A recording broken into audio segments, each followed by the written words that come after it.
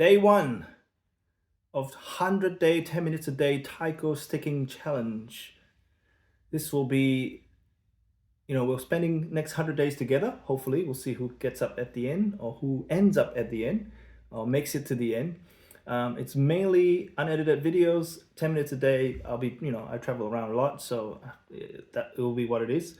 It's going to be in part a practice diary, instructional video of a technique we will work on, and also maybe perhaps just a motivational tool for you to practice 10 minutes a day. So use it how you will. It's mainly for my students and myself, but please, let's get better together. Let's practice together. I'm going to share with you some of my ideas of taiko and why I think they're important, especially this video. But if you don't find that it's for you, or you don't find the things useful, do whatever you wish. But let's practice and keep it positive. Put in videos, photos of what you've done, and I will give feedback the next video the next day, and we will go through that way. There'll be more explanations at the start, such as today, which will be mainly an explanation video. And then slowly, as we move along the days, we will do more and more just practicing along videos. And then towards the end, we'll maybe start, depending on how people are comfortable, we will put in some drills that is practical. So keep in mind that, emptying your cup is important. The parable of emptying one's cup so that I can fill it. I'm going to explain to you very detailed my techniques and why I do them and why we should practice them, how that could help you. But try to keep an open mind, relax. We're going to do it very, very slowly over the next 100 days. So practice doesn't mean you will get better. Perfect practice makes practice doesn't make perfect. Perfect practice makes perfect. The stick has no mind of its own. It comes from our brain, so it's signals you send through. So doing it 100 times wrong is not going to get you better. So let's try building the blocks slowly and retraining and rewiring how we use grips and stuff for taiko. So that's what we're focusing on. Thanks for joining us from all over the world, from Hawaii to Ukraine to California, to many places. I hope this is helpful to you. Again, let's try to keep it positive and let's practice together. Right, so I'm going to explain to you very quickly. I've been thinking all morning how to explain to you or distill it why I think grips are very, very important. How you grip is incredibly important in how you play taiko and how that would help you in many, many different ways, in relaxation, in power, in efficiency, and everything else, and musicality. So let's get straight into it, and see you on the other side. Get your stick together and your pad, but mainly put earphones on so you can hear it properly.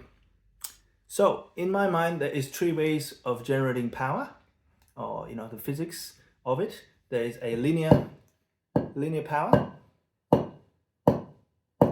There is a rotational power,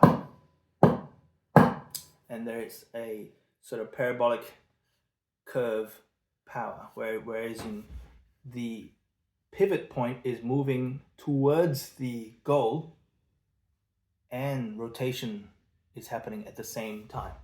So rotation, if this is the end, rotation will be just that. But if you're going along with it, if you look at the curve, it's more of a parabolic curve. It's not a straight curve. Now, that gives it more exponential power, and the more pivot points you move within that, like a whip, which has not infinite, but a lot of pivot points. And if you're whipping something, there's a lot of pivot points within the pivot point that moves, and that's how you generate extreme efficiency and power. And so the grip is important, and I think the transfer of energy within the grip is important for a few reasons. But if you watch somebody chop wood, they're not going to chop wood this way, and they're not going to swing a bat this way. They're going to swing a bat near the end or with the back of their fist, because the transfer of energy, the most efficient is near the end of the stick, not that. That parabolic curve is very small. That's a large parabolic curve. Okay, so in light of that, I'm going to show you some grips. Obviously, there's the front grip and the back grip. The front grip is like that, and the back grip, which is what we're working on mainly, is like that. Okay, and so there's few advantages and of the end, which we talked about, power, but two, choking of the drum head. Obviously, if you touch it and it bounces off as fast as possible, there's going to be more vibration. Yeah, so if that bounces off pretty good, but having the end makes it bounce off better in a way, but also the resonance of the stick. If you hear it this way, it's resonating from this point to that point. And if I just move it back or using my other fingers, it's even with this finger, it's much more resonance in the stick itself. The more you go to the front, the less resonance there is of the stick. Okay, and the more you have all this weight behind it to have to bounce off the drum. Whereas in that, if your pivot point is low, it can bounce off just the weight of the stick itself. If you have more, then you can bounce off your entire hand, and naturally you will choke it a little bit. Okay, so in light of that, why that's important, we will work through it very methodically. We'll go very, very slowly. We'll go from learning how to use generating a clean pivot point, a very relaxed and clean, efficient pivot point, finding that within your body and your stick, and then learning how to use a second pivot point as well, and transferring another parabolic curve in that, as we shown yesterday, transferring the furthest front and the furthest back, which is that. You're changing grip, and then how that applies to normal taiko with a reverse parabolic curve, and then how you do the rest. Right, so an easy way to start is to get a rubber band just for grip.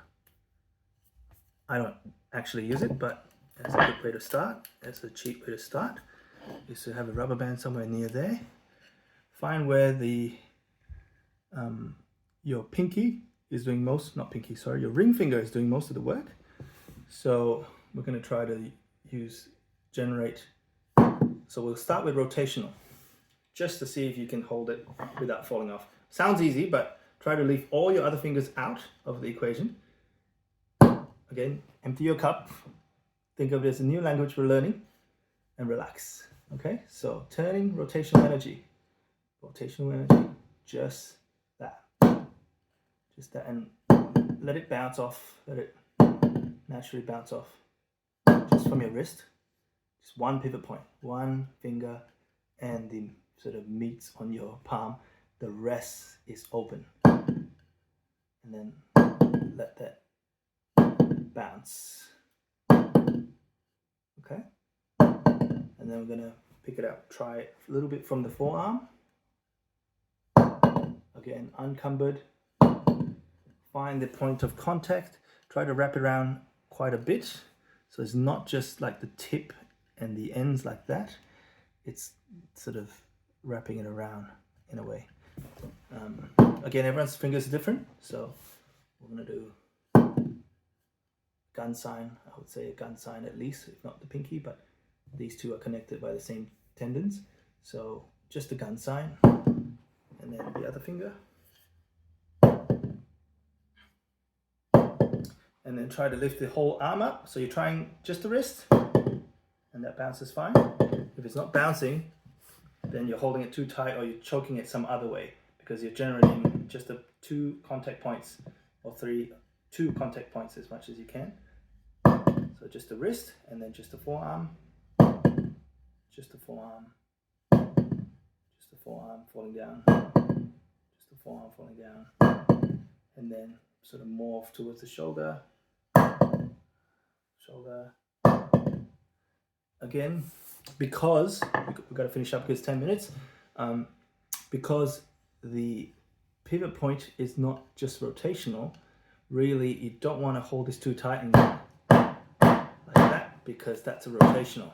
So really you want to think of it as you're lifting the whole thing up and you're playing not from here, but here.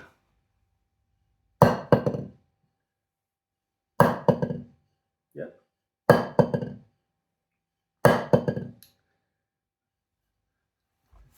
Okay, do that a little bit, maybe 5 minutes of that, and then we'll see you tomorrow with more explanations and more drills and exercises. Maybe we should just do some of just that playing, but just do that for a little bit. Make sure it's relaxed, it's not choking, and it's bouncing comfortably.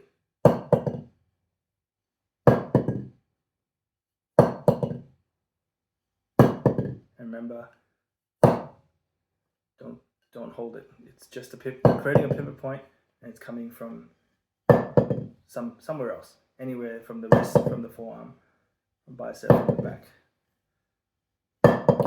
It's a parabolic curve, and your pivot point is just a transferring of energy. See you tomorrow.